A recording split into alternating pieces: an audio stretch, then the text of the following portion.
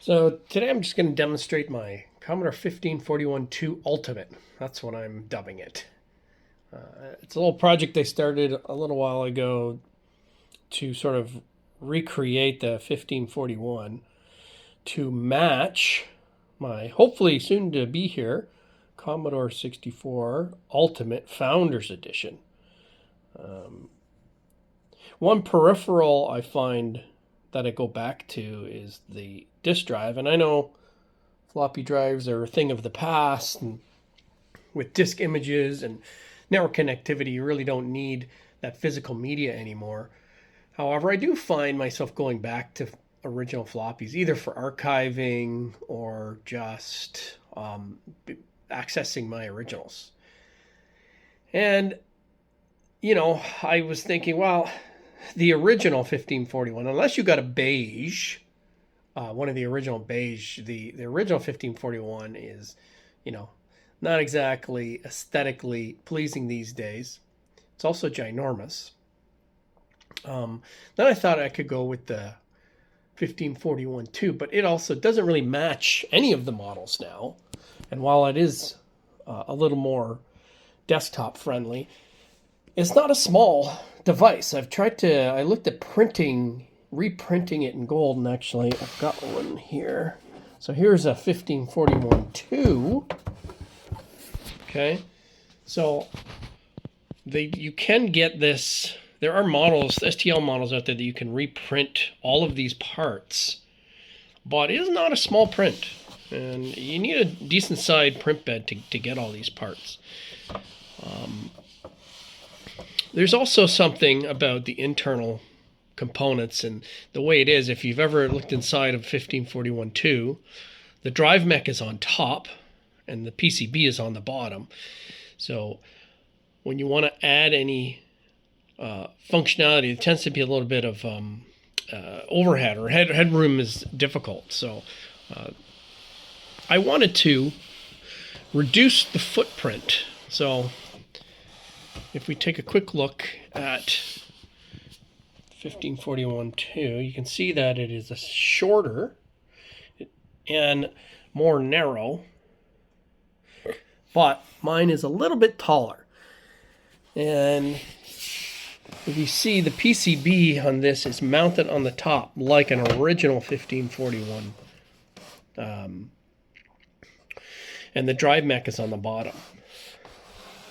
And the whole model that I used to design this was based off of the drive mech. The drive mech being obviously the the largest part that everything has to go around. So everything's sort of based on it. And the drive mech that's in there is the Neutronics, and it's pretty much very snug. It's a very snug fit in there. And as you can see, there's some other circuitry on top, which I'm going to talk about shortly. I've also added a track display. We can look at that in a few minutes. And on the back here, we have our normal serial connections, our device ID switch, power, and our power switch. And of course, I added parallel. And you'll see why we needed parallel option as well, because of some of the functionality that I added to this. And just for good measure, here is an original 1541, and as you can see, it's a beast. Definitely not desk friendly. And if we just compare it to my little mini floppy drive here, you can see it's considerably smaller. So yeah. So real quickly, what makes this the ultimate 1541-2? Because it essentially is just a 1541-2. It's the same drive mechanism, same controller board. Obviously, they're swapped, put into a smaller enclosure. But I've added a few things here. First thing is the track display. This is a project from Jim Drew. It's called the Super Tracker 2. You can just order these from his website. It's a real simple mod that goes in, takes up one of the VIA spots there, and adds that track functionality, which I'll demo here shortly. And that's easy. You can put that in any 1541. Just note, in a 1541-2, like a real one, it is probably a really tight fit. Just because of again, the clearance you have between the drive mech and the PCB when it's on the bottom. So that's the first thing. The second thing is this project from Frank Egan. This is probably the real meat and potatoes here. This is the multi-ROM switcher, and it's done through software. So you can just issue commands to the drive to change different DOS ROMs. And it's a fairly simple build. There is a surface mount version of this. I went with the through hole, just it's a little easier. And it kind of stands out a little more. I like that. And you can load up the flash ROM here with up to 8 different DOS ROMs. It also has onboard RAM, so I believe it does RAM board. If you've ever looked at those projects, RAM board, it's able to support those types of solutions as well. And of course, I had to print it in gold to match the Founders Edition. Of course, this is just yellow. It's a yellow PCB, but it looks cool. The other thing is the parallel. This is Frank Egan's board as well. Nothing too extra special about these. This is a very common mod. In fact, you don't need a PCB to add parallel. I've done this on other 1541s. You can just tie right into this via here to add parallel port access. And it is needed for some of the DOS ROMs. The other thing with parallel port access is if you have like a Zoom floppy, you can use that to do nibbling. So copy protected disks and whatnot. So it's a great feature to add to any drive. If you've got your old disks, old originals, and you want to archive those, this is the mod you want. What else? So this little project here, I'll spare you all the gory details, but this is something I made up. This allows me to go from the 2 LED system that all the other drives have, where you've got power and activity, and I've gone to a 2-color LED. And essentially, it's green when there's power to the drive, and red when there's activity. So I'm just tying into the signals on the board using a single bicolor LED, and this does that. And this actually just plugs into where the LED pins would be on the board. So yeah, I think in a nutshell, those are the major modifications, other than again being in this enclosure that I built, and I tried to make it as small as possible.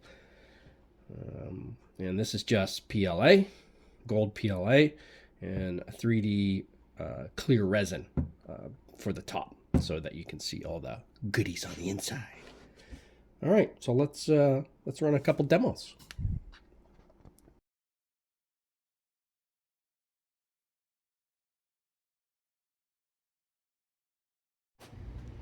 So one thing that's required to be able to use alternative DOS ROMs in your 1541 drive is the corresponding kernel ROM for the Commodore 64. So that goes in your machine.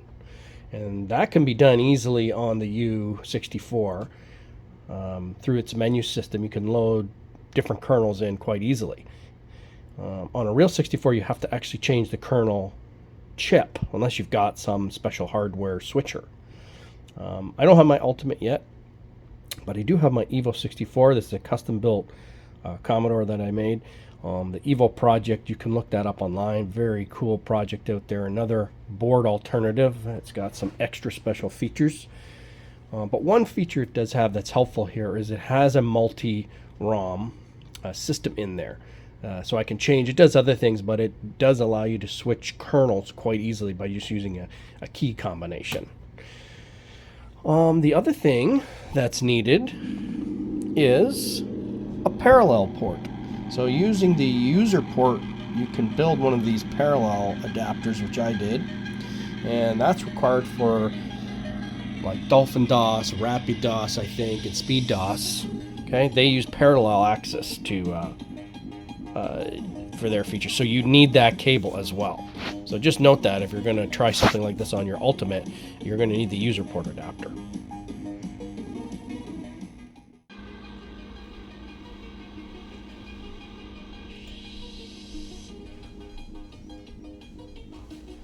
All right.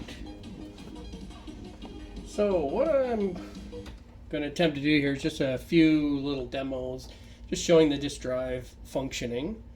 And I'll just turn my light on here so it looks a little better. Yeah, that should be better. So I'm going to demo just changing to the different DOS ROMs. Also a visual on the track display, how that works. And maybe we can start with that actually. First thing is, it looks like it's kind of flickering on my camera phone here, but there is no flicker with just the naked eye, so just that FYI on that. But if you notice right now, it shows track 19. Now, it's my understanding that there's no way for the Super Tracker to know when it's powered on what track the Commodore drive is on. And one way to do this, one way to reset this, and this is what this little button is for, is just to do a directory listing. And once you do that, oh, so I guess it was reset, but it's gone to track 18, so actually it probably was lined up. But pressing this button will reset it to 18, so I'm going to try to remember that as we go through these demos here. So right now I'm running JiffyDOS, and if I just do an add, actually I want to reset the drive so we can see the ROM, because once you've done something, the command channel, which is what these messages are, the 0, okay, it's showing you track information and the current status of the drive. And once you've done something, it kind of returns an error, either an error or this okay. So once I reset the drive, it should now return the DOS that I'm running. And there you go, so I'm running JiffyDOS. I'm also running JiffyDOS on my Evo, which gives me this handy command wedge. And if I wanted to go back to, say, the regular DOS, you can use, so there's just the standard initialize command, which you can send to the drive, which should initialize it.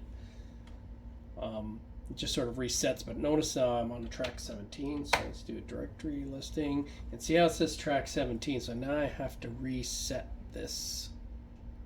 So now it's on 18, now it should follow along the steps depending on what we do.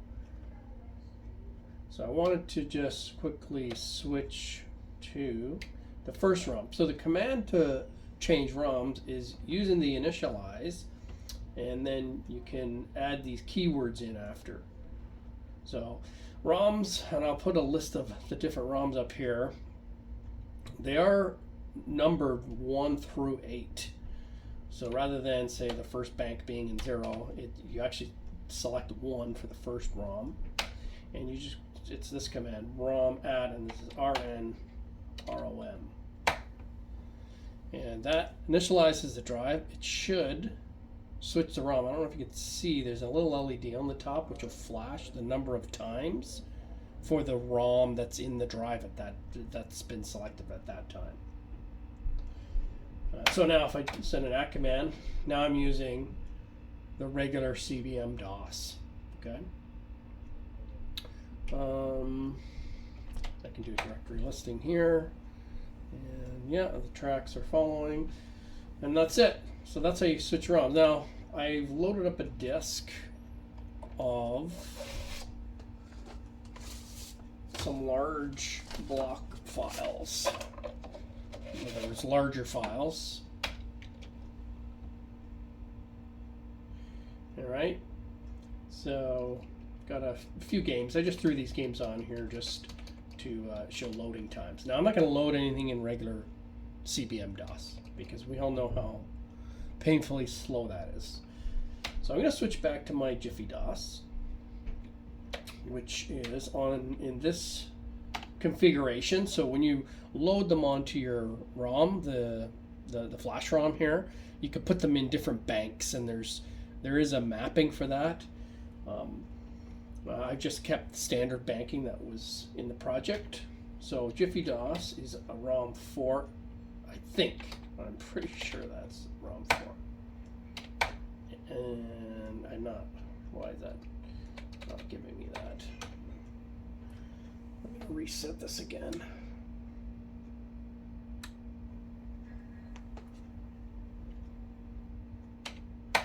Okay, it is. So do directory listing. Okay, reset my track display, and we should be all set. So now I'm going to do just a load, simple load. So fix it, Felix Jr. And I'll just do some quick timing just to see, which one of these ROMs runs a bit faster. I know there's lots of examples out there show you loading times and whatnot, and then I'm sure they're pretty accurate, but we'll just do our own little experiment here. And really, I just wanted to demonstrate the floppy drive.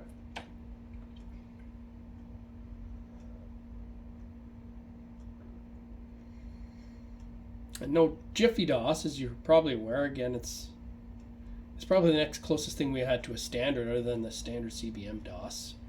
It was pretty common. It just uses serial to load, so it's probably on par with most fast loaders that were available.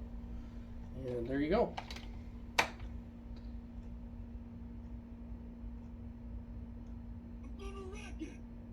He's gonna wreck it. All right. So, JiffyDOS. Now let's move up to some of the other speed loaders.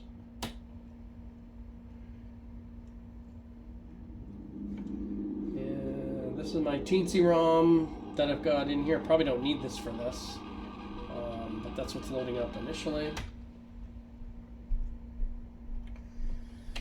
So that didn't like that at all.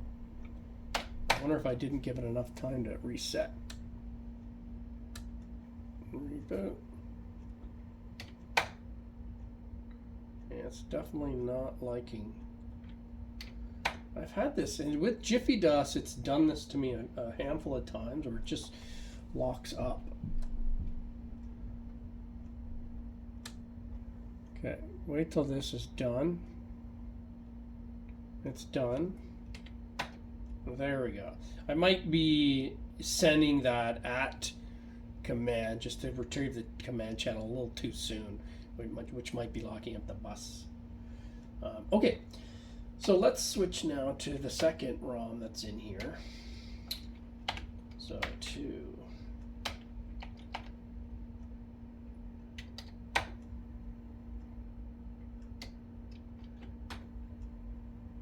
didn't mean to do that. To do this, and of course I may have to send the initialization command again because it's not showing me the ROM. I know which one it is, but I wanted to demo for you.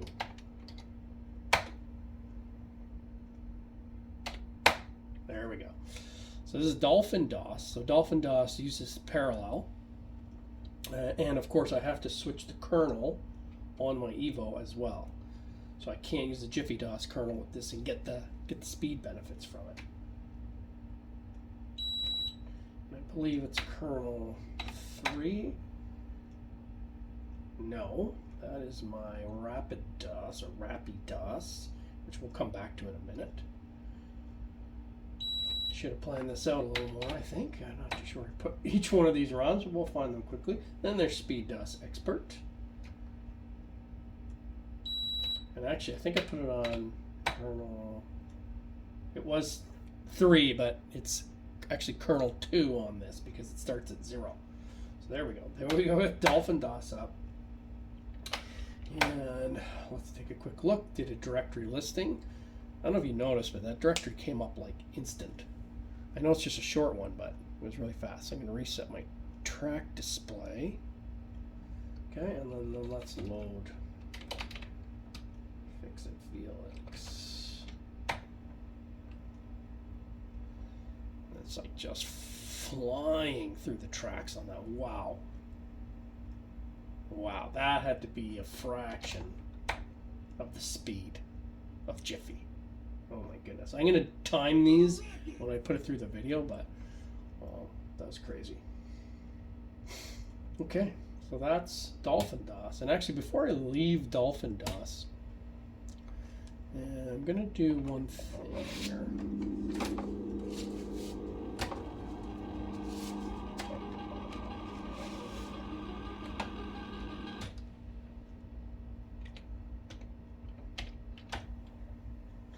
Okay, so here's a floppy I formatted earlier. I used JiffyDOS when I formatted it. And it's a standard format, 35 tracks, gives us 664 blocks. This is what we're used to. DolphinDOS, and I don't know if any of the other speeders support, I think they do, but you can actually format a disk with 40 tracks, giving you a little bit more space. So to do that is just a normal format command. And we'll call this Dolphin 40. Give it AA. Now, if I just hit enter now, it should just format a standard 35 track disk. If I add this plus at the end, it should format all 40. And you should see it on the track display here. And you'll also see the speed at which it does a format. So, I mean, it's just burning through that disk right now. And while it's doing this, you can see there's a little signal to show you that the motor is running. It's giving you the sector and the track density at the top there. I don't fully understand some of the numbers, but as it goes through the different tracks, it will show you the density of the track and the sector. And there's some math that's performed on this number, this small number on the bottom, that tells you what sector it's on. And there you go. I flew through that like it was nothing. Do a directory. And there you go. So really neat added feature to get a little bit more space, and not a heck of a lot more space. But you know, it's almost 100 more blocks. So yeah, to get a little bit more space on a floppy disk. Just a really cool feature of Dolphin. So let's go back. So that's DolphinDOS, loading a file and formatting. So let's go to the next ROM. And I believe I'm just going to test this out. Again, sorry, I'm kind of winging this. I'm just playing this out. I'm just sort of flying by the seat of my pants here. The third ROM is SpeedDOS. Okay, so let's do SpeedDOS.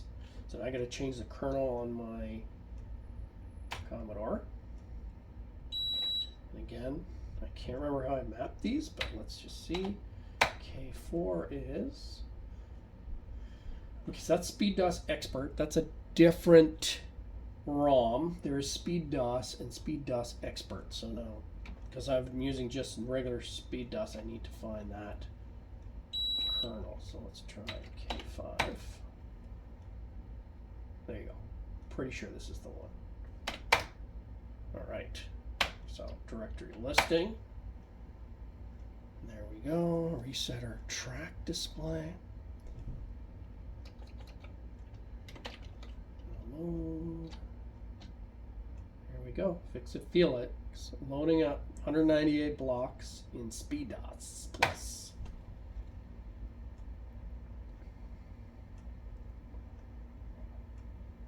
Pretty fast too, except I got a load error. That's not good. Let's reset the drive. Reset my computer. Sometimes it takes resetting to make sure everything is just in sync. If you haven't rebooted this after a while, I find that, I don't know, it just something is up. But let's just try this one more time.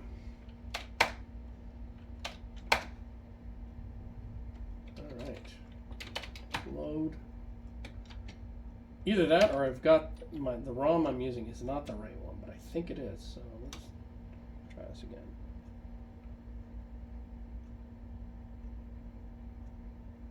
Yeah, I think that's better. All right. There you go. So no, that's pretty fast too. That was pretty close. I don't think it was as quick as Dolphin, but it was quicker than Jiffy. Okay.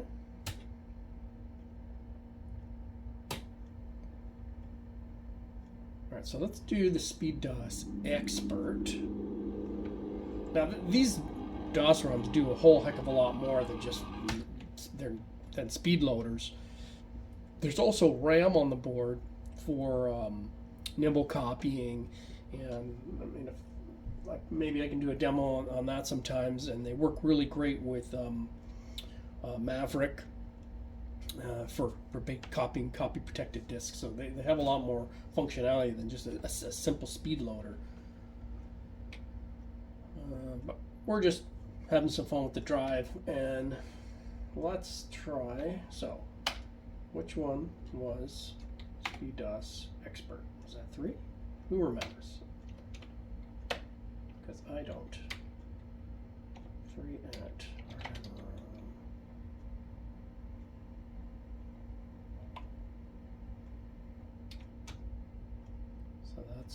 so that's the one I just picked, right? My goodness. Okay. SpeedDOS Expert. I'm going to go right and say that it's the very last one I have, which would be 8. And obviously it's very confused about something. So let's just reset this again. It's a great demo, eh? It's giving me all sorts of problems. Switching between ROMs. Yes, this is SpeedDOS Expert. Okay, so now I need to switch my kernel ROM. And who remembers which one that was? K3? Nope. K4? Yes, it was. All right. Now what do you think? I'm going to get away with resetting anything here? Let's do a directory listing. That looks good. Reset the track display. And let's load Fix-It Felix Jr. SpeedDOS Expert.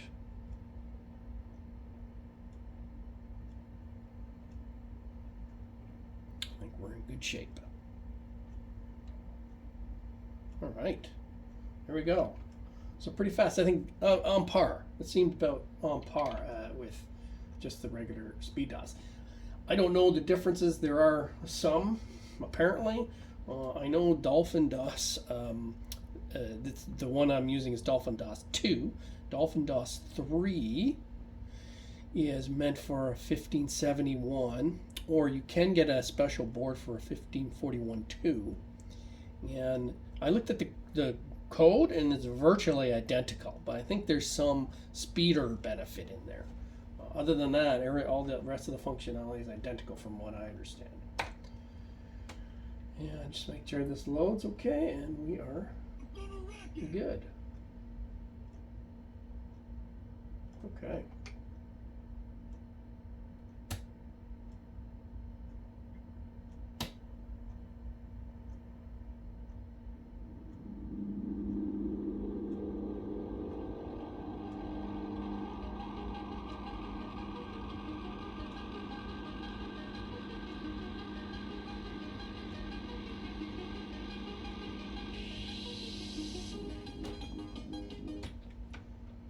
So the last one I wanted to try is the RapiDOS. I think that was the only other one I had left. So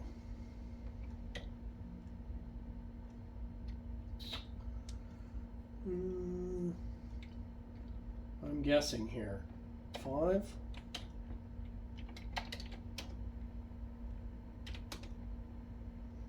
Again, do a reset.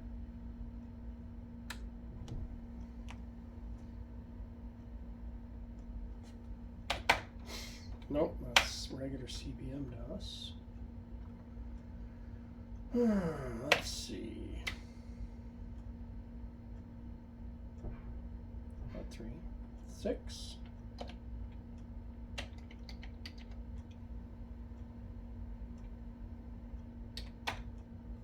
There we go.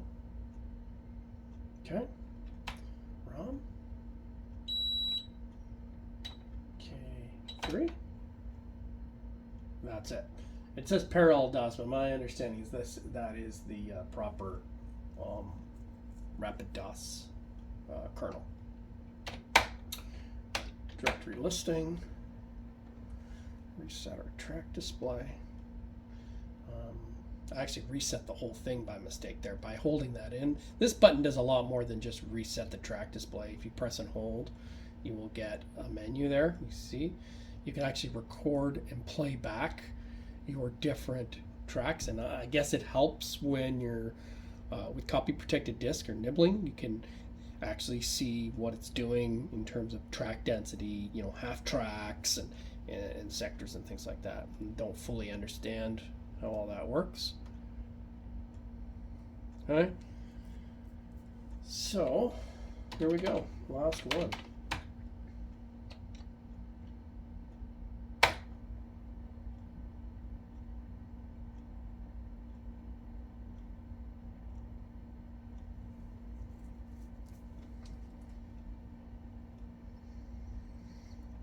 So it's actually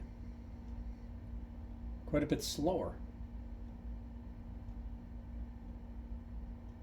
It's closer to being on par with JiffyDOS actually. Maybe a little bit quicker, I'm not sure. Definitely not as fast as the others.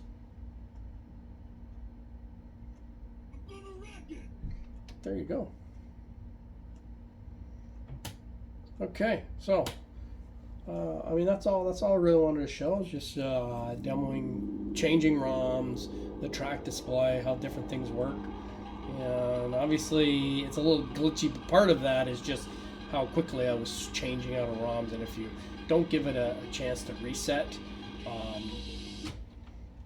like when I power it off, you'll see it goes through a couple little phases. So it's about a half second to a second longer boot up than a standard drive is.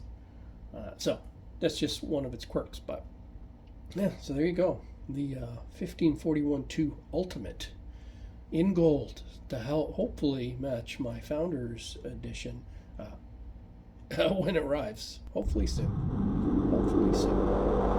Thanks for watching.